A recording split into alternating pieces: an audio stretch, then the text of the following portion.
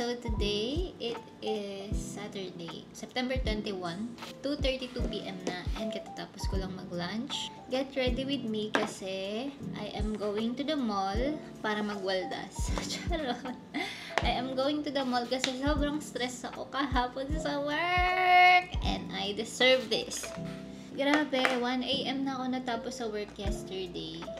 Sana naman hindi ako magwaldas ng todo-todo today. Pero may mga nakaplan na akong bilhin for myself. Or mga gagamitin ko. Na siya dito. Paubos na to guys. Ito yung gamit ko. ECN ko. And then yung foundation ko, actually ECN ko din talaga. Pero, ayaw mag-foundation ngayon kasi ayoko na mabigat sa face. Kasi gusto ko lang ng relax na lakad ngayon. Ayoko parang, though hindi naman mabigat sa face si ECN ko na foundation. Pero ayoko yung minimaintain ako sa face. So, ano bang gagawin ko sa labas? Mamimili ako ng damit actually. Sa Material Girly na wala namang pera. Pero ang hilig magwaldas. Saan ka kumukuha ng lakas ng loob? Yeah, hard work lang. Kailangan nang mag-OT-OT ngayong month kasi for the upcoming trip, kailangan nating may panggastos. So, paminsan-minsan okay lang namang i-treat ang sarili. Ako rin naman nag-earn ng pera ko. So, yeah. Why not spend some money for myself, diba?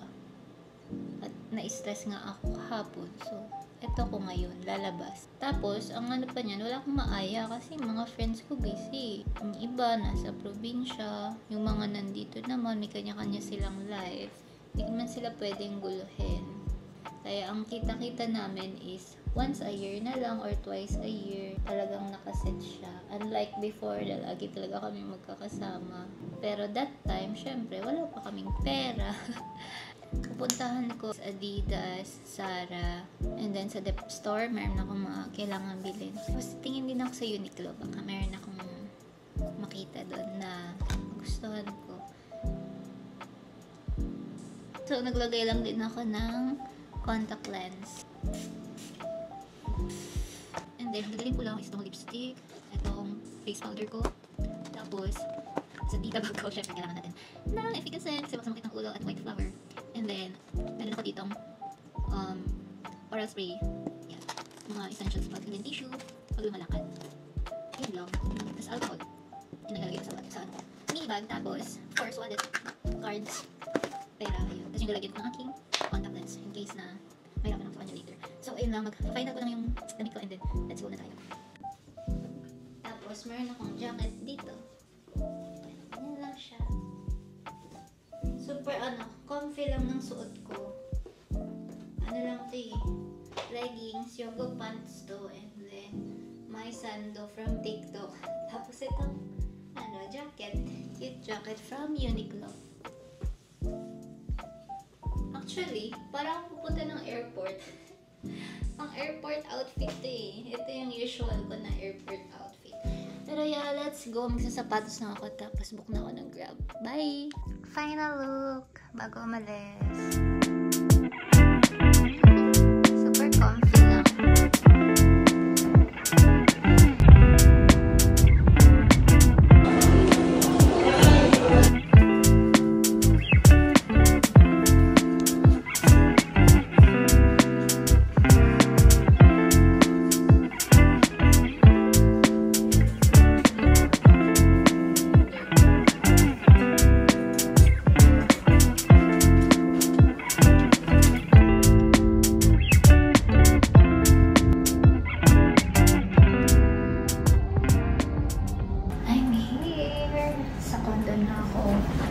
Relating ko lang guys.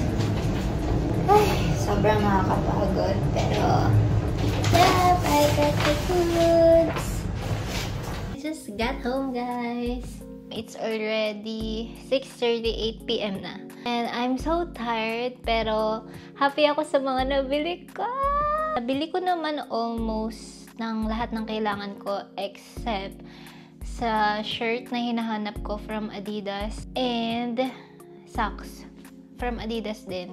Bibili ako online na lang kasi ng shirt, sabi ng mga sales lady doon, almost face out na daw yung hinahanap kong shirt kasi matagal na daw nirelease yun. So, tinanong ko sa kanila, how about po sa online, meron pa po kaya? Kasi sabi ko, parang nakita ko pa siya sa website. Sabi nila, yes, oo, meron, kung meron pong naka-display, meron pa yun. So, I'll buy online na lang. Pero pinag-iisipan ko pa kasi ang dami ko nang nagastos. Parang, hahanap na lang ako ng ibang damit ko dyan na pwedeng gamitin for my trip. Pero let's see kung, pag naisip ko pa rin siya ng ilang months, bibilin ko. Pero pagka, hindi naman, ay wag na. Tapos yung socks din, iniisip ko kasi meron naman akong mga socks dyan, bakit pa ako bibili? Ang arte ko lang, gusto ko lang ng bagong pang-arte.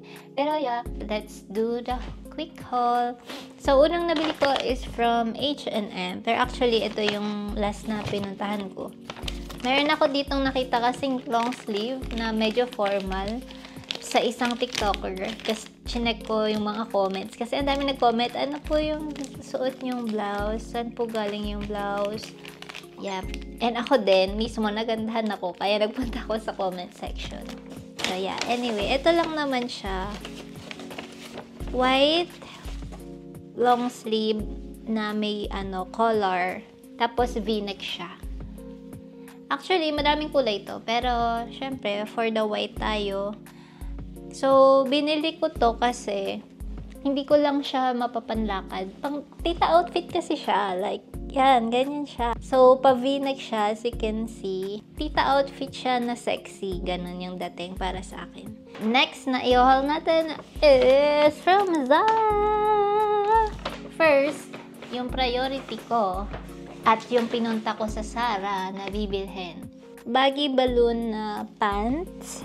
Mid-rise lang to, pero yan siya, oh.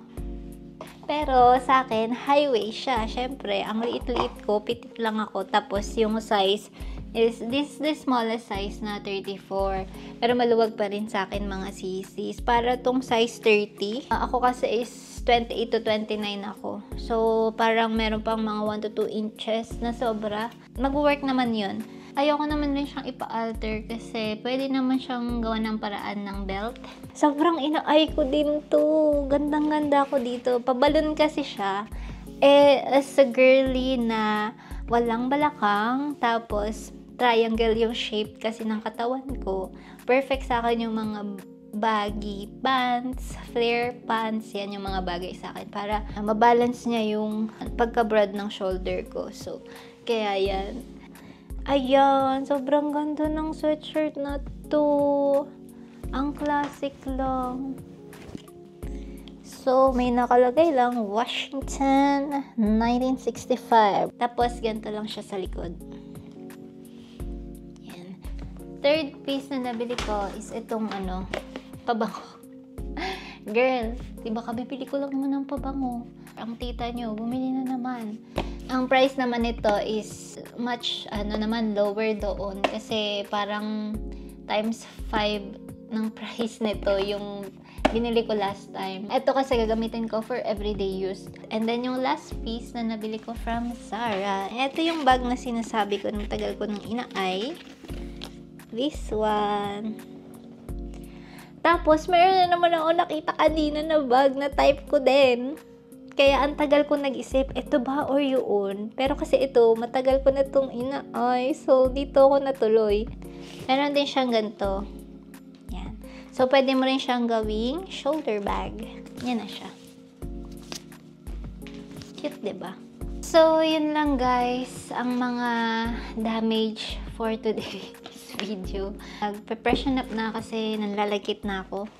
Hi guys! Good morning! So, this is the next day na. Wala na akong vlog yesterday after ko magligpit ng gamit. Mag-workout lang ako kasi parang 3 weeks na ata akong walang workout.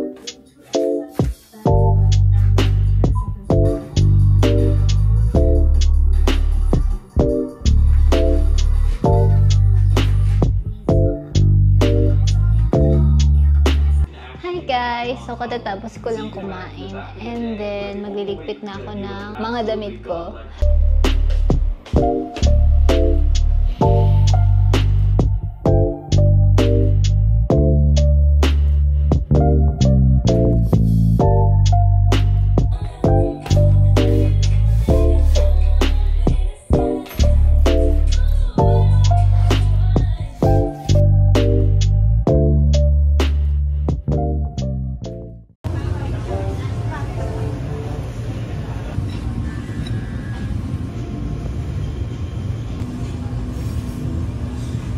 guys! Good morning! It's currently 7 a.m. na.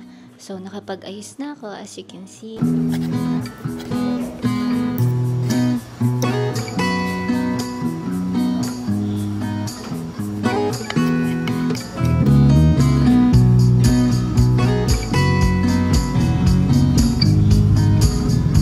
Hi guys! Hello! So, I'm here na sa condo and need ko na ulit mag-open ng laptop kasi ang tagal ko naka-open. Baka hinahanap na ako ng mga stuff. Dito na ako magtutuloy ng work.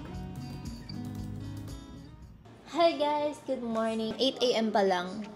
Tapos nakaligo na ako kaso hindi pa ako nakapag-ayos ng face. So, hi guys! Magmamadali ako ngayon. Tapos, meron akong meeting ng 12 and 10:30 na. So, dapat makapag-book ako ng 11.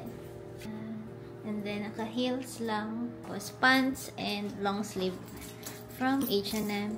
So, let's go. Mag-book na ako ng Grab. Bye! See you later!